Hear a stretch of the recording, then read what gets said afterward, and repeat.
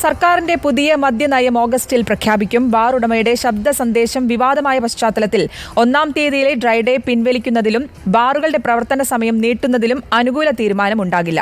എന്നാൽ IT കേന്ദ്രങ്ങളിൽ മദ്യശാല തുടങ്ങുന്നതിന് അനുമതി ഉണ്ടാകും.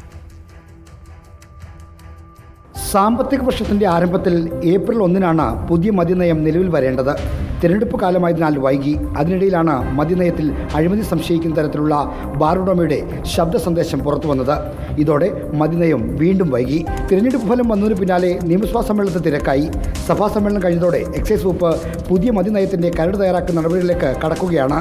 CPIM-ലും മുന്നണിയിലും ചർച്ച ചെയ്ത ശേഷം ഓഗസ്റ്റോടെ പുതിയ മദ്യനയം പുറത്തിറക്കാമെന്നാണ് എക്സൈസ് വകുപ്പിൻ്റെ കണക്കുകൂട്ടൽ. ബാർ ഉടമകൾക്ക് സഹായകരമായ നിലപാട് സ്വീകരിക്കാൻ പണപ്പിരിവ് നടന്നെന്ന ആക്ഷേപത്തിന്റെ പശ്ചാത്തലത്തിൽ വിവാദ വ്യവസ്ഥകളൊന്നും മദ്യനയത്തിൽ ഉണ്ടാകില്ല. ഇംഗ്ലീഷ് മാസം 1-ന് മദ്യവിൽപ്പന വിലക്കുന്ന ഡ്രൈഡേ ഒഴിവാക്കണമെന്ന് ടൂറിസം മേഖലയിൽ നിന്ന് ശക്തമായ സമ്മർദ്ദമുണ്ടെങ്കിലും ഡ്രൈഡേ നിലനിർത്തും.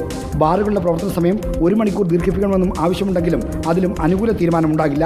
ഡിസ്റ്റിലറികൾക്കും ഇളവ് നൽകണമെന്ന് സമ്മർദ്ദമുണ്ട്. എന്നാൽ വിവാദം ഭയന്ന് അതിനോടും അനുകൂല സമീപനം വേണ്ടെന്നാണ് സർക്കാരിൻ്റെ തീരുമാനം.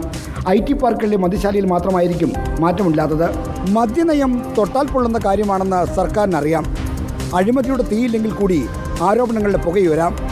തിരഞ്ഞെടുപ്പ് ഫലം വന്ന ശേഷം മൊത്തത്തിൽ തിരുത്തൽ കാലമായതിനാൽ അനാവശ്യ വിവാദങ്ങളിലേക്ക് ചെന്ന് ചാടേണ്ടതില്ല എന്നാണ് സർക്കാരിൻ്റെ തീരുമാനം. Reporter R. ശ്രീജിത്തിൻ്റെ റിപ്പോർട്ടർ, തിരുവനന്തപുരം.